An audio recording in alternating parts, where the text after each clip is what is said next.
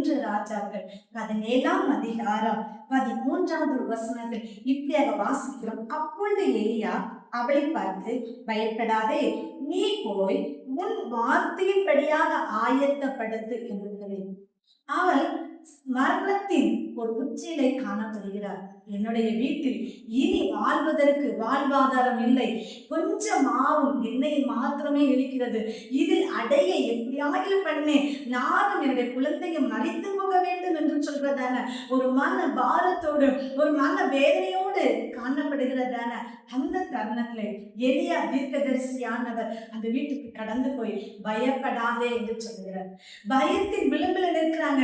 இனி வாழ முடியாது, தேசம் முழுவதும் பஞ்சம் உண்டாயிற்று, என்னையும் என்னுடைய குழந்தையும் கவனிப்பதற்கு ஒருவரும் இல்லையே என்று சொல்வதன ஒரு ஏக்கத்தோடு காணப்படுகிறதான சூழ்நிலை நிமித்தமாக அந்த வார்த்தைக்கு கீழ்ப்படிந்து எலியா தீர்க்கதரிசி சொன்னதன அந்த வார்த்தைக்கு கீழ்ப்படிந்து முதலாவது அடையை அந்த தீர்க்கதரிசிக்கு பண்ணி விடுகிறதனை பார்க்கிறோம். இதை கேட்டுக்கொண்டே இருக்கும் எனக்கு அருமையான கர்த்தருடைய பிள்ளைகளே, ஒருவேளை உங்களுடைய குடும்ப சூழ்நிலை கூட இப்படியாக காணப்படலாம்.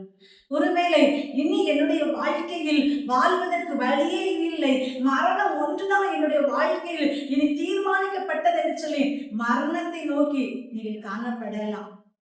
இதை கேட்டுக்கொண்டு எனக்கு அருமையான தெய்வத்தினே, இன்றைக்கு என் தேவன் உங்களை பார்த்து சொல்லுகிறார், பயப்படாதே என்று சொல்லி. எப்படி சாரிபாத்தின் விதவை வீட்டிலே பஞ்சகாலம் முடிகிறது வரையிலையும் எண்ணெயும் மாவும் குறைவில்லாமல் நிரம்பி வழியத்தக்கதான ஆசீர்வாதங்களை கட்டளையிட்டாரோ, அதே போல நீங்களும் கர்த்தருடைய வார்த்தைக்கு கீழ்ப்படிவீர்கள் என்று சொன்னால், அவருடைய சமூகத்தில் ஆயத்தமாகி வந்து காத்திருப்பீர்கள் என்று சொன்னால், நிச்சயமாகவே என் தேவன் உங்களை ஆசீர்வதிப்பார்.